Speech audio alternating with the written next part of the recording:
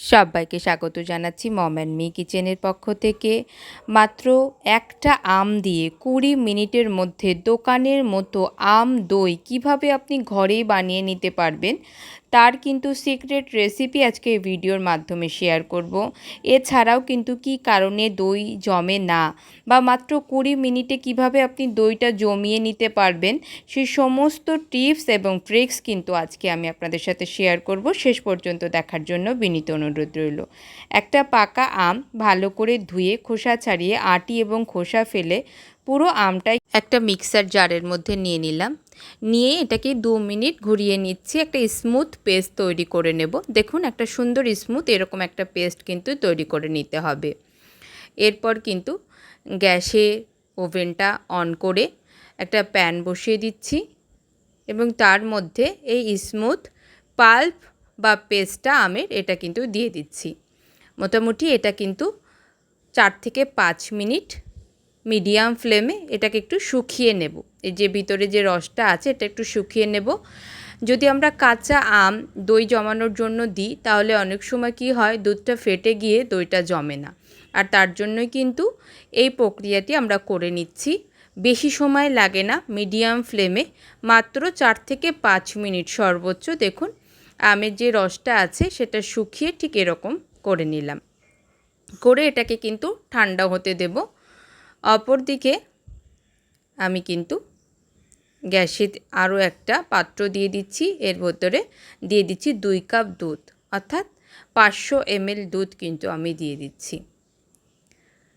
Full fat milk কিন্তু আমি দিয়েছি এখানে। তো ৫০০ ml ২ কাপ দুধ দিয়ে দিলাম। দুধ দিয়ে এটাকে কিন্তু আমি জাল করে একটু ঘন করে নেব। তো একটু জাল হওয়া অবধি আমরা অপেক্ষা করছি। ফুটে ওঠার সাথে সাথেই কিন্তু এর মধ্যে আমি চিনি দিয়ে দেব। যেহেতু এখানে আম ব্যবহার করব তাই বেশি চিনি লাগবে না। আমি এখানে মাত্র ৪ টেবিল চামচ চিনি দিয়েছি। এবার আপনারা কম বেশি করতে পারেন। আমও যেহেতু খুব মিষ্টি তাই খুব বেশি চিনি দেওয়ার কিন্তু এখানে দরকার হবে না। তো চিনি দিয়ে আমরা ততক্ষণ জাল করব যতক্ষণ কিন্তু দুধটা ২ কাপ থেকে ১ কাপের একটু বেশি পরিমাণ থাকবে। তো দেখুন ধীরে ধীরে কিন্তু দুধটার কালার চেঞ্জ হয়ে যাচ্ছে এবং দুধটা কিন্তু গাঢ়ও হচ্ছে। তো আমি দেখিয়ে দেব যে কোন পর্যায়ে আমি গ্যাসের চুলাটা বন্ধ করব। গ্যাসের চুলাটা বন্ধ করে দিয়েছি। আশা করি আপনারা দেখে বুঝতে পাচ্ছেন দুধের কালার চেঞ্জ হয়ে গেছে এবং ঘনত্বটাও আপনারা দেখে বুঝতে পাচ্ছেন। তো এটা ঠান্ডা হতে দেব। অপরদিকে ৩ চামচ টক দই এইভাবে কিন্তু ছাঁকনিতে জল ঝরানোর জন্য রেখেছিলাম। দেখুন এটাকে একটা বাটির মধ্যে নিয়ে ভালো করে ফেটিয়ে নেব। ভালো করে কিন্তু এই টক দইটাকে আপনাদেরকে ফেটিয়ে নিতে হবে। তো ভালো করে আমি ৩ চামচ টক দইটা ভালো করে ফেটিয়ে নিচ্ছি একটা হুইস্কের সাহায্যে।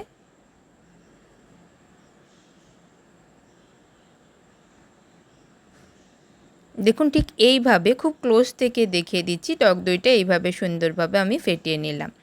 এবারে ফেটিয়ে নেওয়া টক দইয়ের মধ্যে আমটা যে জাল করে রেখেছিলাম সেই আমের ২ টেবিল চামচ পিউরি কিন্তু আমি এই টক দইটার মধ্যে দিয়ে দিচ্ছি। দিয়ে আবার কিন্তু টক দইয়ের সাথে এই জাল করা আমের পিউরিটা ভালোভাবে ফেটিয়ে নেব। ভালোভাবে দেখুন এইভাবে ভালোভাবে আমাদেরকে ফেটিয়ে নিতে হবে। খুব ক্লোজ থেকে একবার দেখিয়ে দিচ্ছি।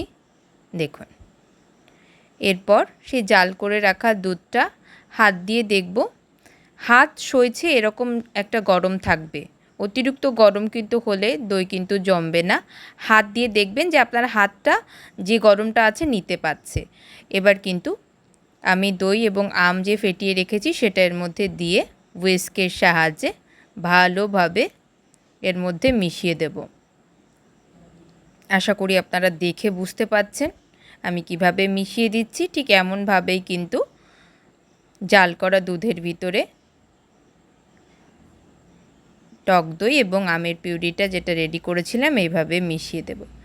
এরপর যে বাটিতে আমরা দই জমাবো সেই বাটি আমি নিয়ে নিচ্ছি। আমি এখানে কাচের বাটি ব্যবহার করেছি, আপনারা কিন্তু স্টিলের বাটি ব্যবহার করতে পারেন, কোনো অসুবিধা নেই। আমি এখানে কাচের বাটিতে ঢেলে দিলাম। পুরো মিশ্রণটা ঢেলে দেওয়ার পর এটাকে জমানোর জন্য মাত্র 20 মিনিটে জমানোর জন্য এখানে কিন্তু একটা স্টিলের পাত্র দিয়ে উপরটা ঢেকে দিচ্ছি। দেখুন, একটা স্টিল প্লেট দিয়ে ঢেকে দিলাম। ঢেকে দেওয়ার পর একটা হাঁড়ির ভিতরে সামান্য পরিমাণ জল এবং তার উপরে এরকম ছিদ্রযুক্ত একটা পাত্র বসিয়ে গ্যাসের ফ্লেমটা অন করে দেব। অন করে একদম লো আঁচে আমি কিন্তু এই মিশ্রণের বাটিটা উপরে বসিয়ে দিলাম, দিয়ে একদম লো আঁচে 10 মিনিট এটাকে কিন্তু আমরা এইভাবে রাখবো। উপরে অবশ্যই আর একটা পাত্র দিয়ে ঢেকে দেব। ভিডিওটিতে আপনারা লক্ষ্য করুন কিভাবে করছি। বড় একটা পাত্রে দিয়ে উপরটাও কভার করে দেব। এইভাবে কিন্তু লো আঁচে 10 মিনিট গ্যাসের ফ্লেমের উপরে এটা থাকবে। 10 মিনিট পর গ্যাসের ফ্লেমটা বন্ধ করে আরও 10 মিনিট ঠিক এইভাবে আপনাদেরকে রেখে দিতে হবে। গ্যাসে অন করে লো ফ্লেমে 10 মিনিট, বন্ধ করে 10 মিনিট, তারপর টোটাল 20 মিনিট পর আমি ঢাকনাটা তুলে আপনাদেরকে দেখিয়ে দিচ্ছি। দেখুন কিভাবে দইটা জমে গেছে। বাট এটাকে কিন্তু এখন কাটবো না, এটাকে ফ্রিজে, লাইট ফ্রিজে 2 ঘন্টার জন্য আমি সেট করতে দেব।